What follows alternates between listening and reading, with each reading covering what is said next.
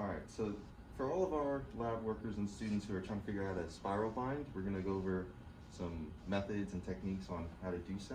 So first off, you're going to want to grab your project, and over here on our spiral bind we have a little dial here. You want to open up the tray, put your project inside the tray, and it's going to count the width of your project, and from them we're going to look here, and it has a little chart to see how wide it is and what spiral specifically we need.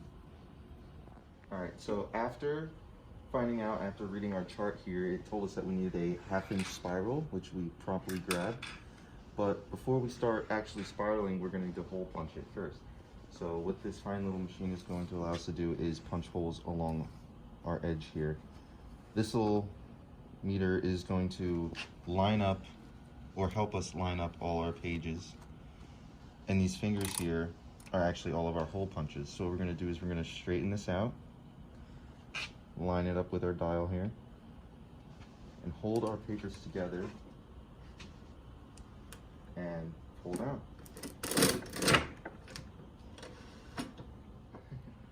I forgot to mention before that this is a 30-page project, but this machine only allows us to do small amounts of paper at a time. So we broke it up into 3 parts, 3 sections of 10, so that things don't get backed up and you can actually punch holes in your papers. So same system again, we're going to line it up with our little dial over here and make sure everything is properly lined up, and then hold it down, hole punch. Everything checks out, and we're going to do the last third of our bind. We have our project entirely hole punched. We are now ready to start putting the 1/2 inch spiral bind into it. But before we do that, we have to flip our cover page to the back so that when we do finally spiral bind it, we can hide all the, or if any, not all, any of the ugly imperfections that come from the spiral bind. So we're going to line this up real quick, and you're going to feed it from the top and just kind of match it into each of the holes here.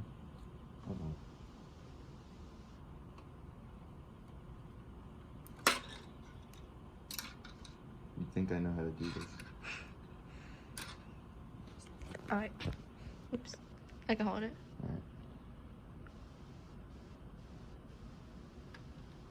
Alright, and then we're going to flip this all the way around like this so that the feet come to the front, and that way it also holds it in place.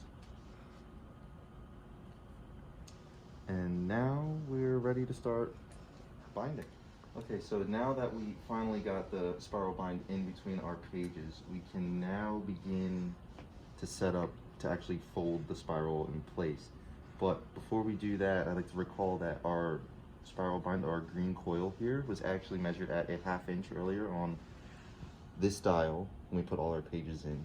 So now that we have that information, we have to set it to this dial up here so that we can close our spiral together. So our last project was weighted at 3/8 width. So all we're going to do is we're going to turn it to our 1/2 inch marker. And there's 2 sides to our little spiral here. There's the feet, and I guess we can call this tiny feet. But all we're going to do is we're going to place our spiral in, making sure that the big feet are flat. Lean it up against our bar here, hold it in place, and our second lever over here, pull that down.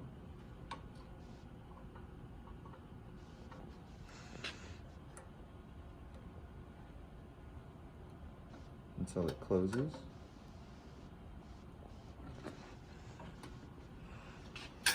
And there, you have your spiral bind.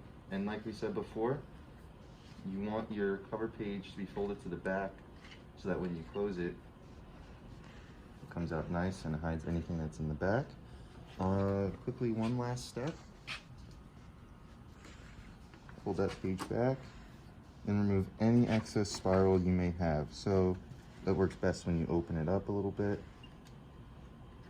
You can find the last little marker, go snip,